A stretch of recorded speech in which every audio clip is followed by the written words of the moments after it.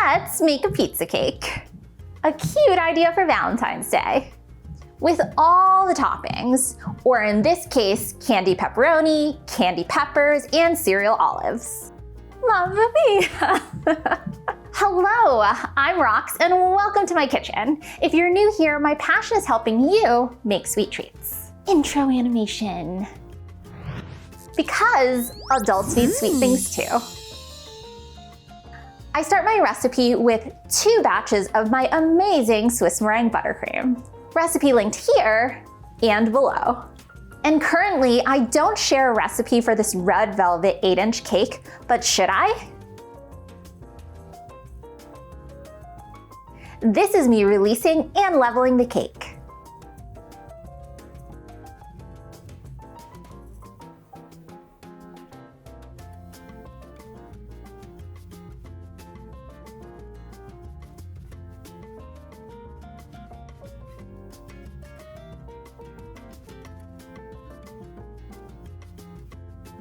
I lightly simple syrup it. I use what I'm pretty sure is a 10 to 12-inch cake board, and I place this on my turntable. If you're new to cake decorating, this is super helpful, but not required. So here's the cake board. Add buttercream to the cake board so the cake does not slip around. I do my very best to keep it as centered as possible. Place the cake layer. I didn't dance with this project because it's part of an Instagram collaboration that I have to get right. Fill in with a few scoops of buttercream. And actually, I opted for a cream cheese frosting, which I will list the recipe for on roxstarbakes.com. And smooth this out with an angled spatula. And here's the second layer, get it centered.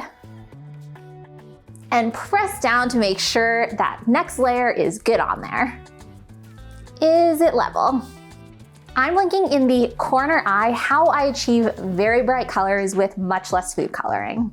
I've got a red and tan and even left some plain for the mozzarella cheese. Here's the crumb coat to lock in the crumbs and keep in the moisture.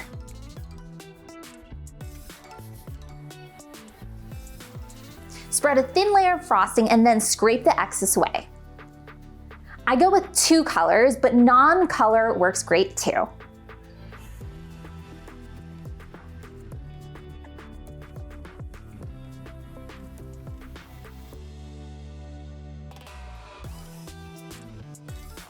I refrigerate after the crumb for 10 to 15 minutes to really stabilize the cake. I do realize every fridge is different, so go with the time you feel is best.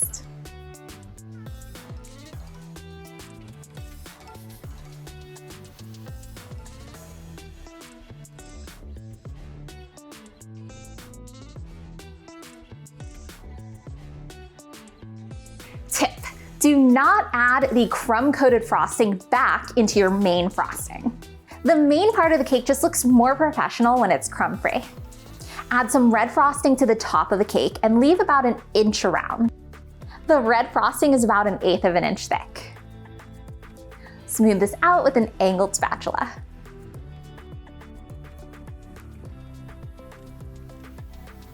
So at this moment, I had to do something, so I put it in the fridge and it firmed the red, which worked out perfectly great. Frost the sides of the cake with crust color. Frost, frost, frost. And make sure to get the sides on top too. Smooth with an angled spatula. Continue adding buttercream to any holes. Then smooth out the sides with an angled spatula and bench scraper.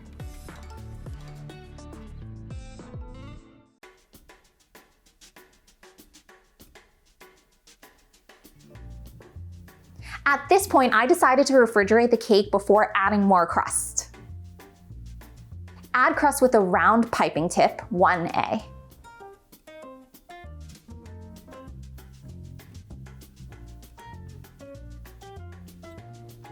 I build it higher.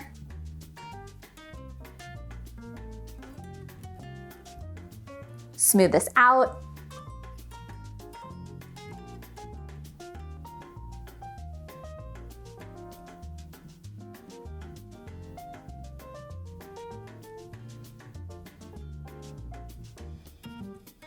I continue removing the frosting with a bench scraper.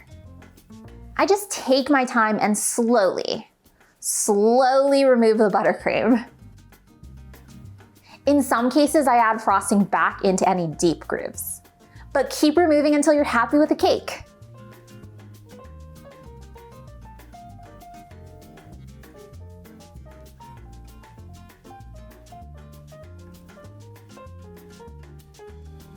Look how clean and sharp the edges are.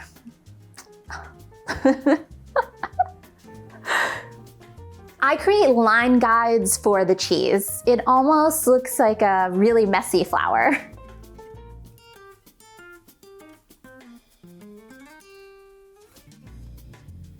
Then I fill it in. And again, smooth with an angled spatula. Smooth.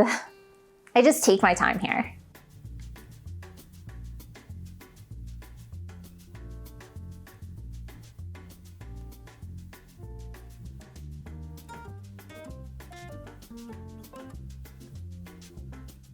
I really wanted my pizza to have toppings, but I didn't want it to be too busy. So I chose about 3 toppings. I used cereal O's to create olives, and I was excited to use edible food paint because I don't often get to use it. So here are some of the finished olives. Don't fall. Okay, so when these were painted and still wet, I placed these in the oven at 200 degrees Fahrenheit for about 5 minutes to help them dry up. Then I set these aside and started making the peppers. So for this, I used an airhead that was cut into 4 pieces.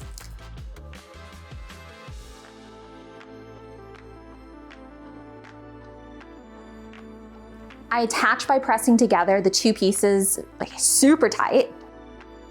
Water probably would have helped, but I didn't opt for that. See, this is kind of a circle.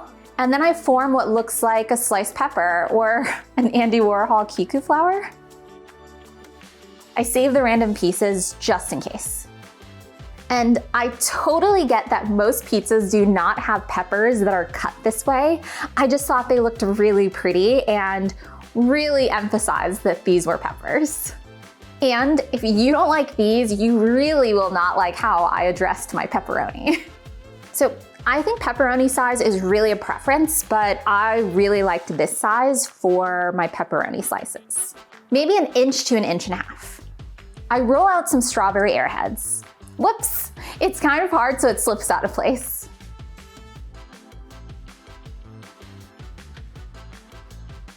I cut. I find pressing with a cookie cutter helps. So pretty. I opted to make the pepperoni sparkly just because. And a side note, I did try fruit roll up versus airhead, but it just felt a little too thin in my opinion. Got a little pepper stuck to it. Yikes. So I've used this one other time. I use a food only brush to add some.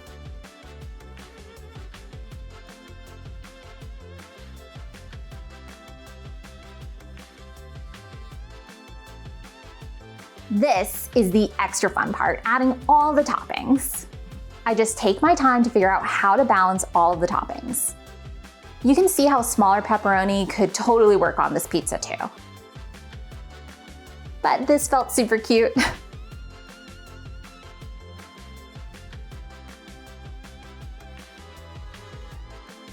I'm tempted to add a face to the pepperoni.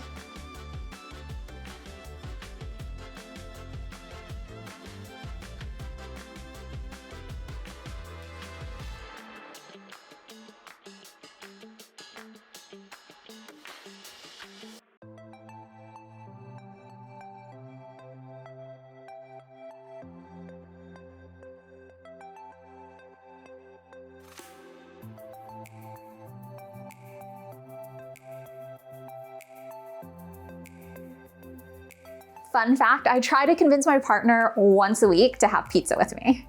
I love it so much. Yum. Do you love pizza? Let me know in the comments. I think this is a Valentine's Day or birthday winner. Should I have added rainbow sprinkles? Whoa, MG. Kawaii pizza cake success. Please hit that bell notification to get the latest videos. Bring! Is it right there? Bring! And tag me on IG if you make this. I'd love to see your project. Coming up is a cake idea playlist that I am always adding videos to. So my parents just left town. Now we're just soaking in all the rest of the time we have off. And it has been snowing so much here, it's gorgeous. We got a huge fire pit for our backyard and a new bed for our doggy Polar for her birthday. Oh, did you notice that I'm wearing veggie pajamas to match this project? Bye-bye.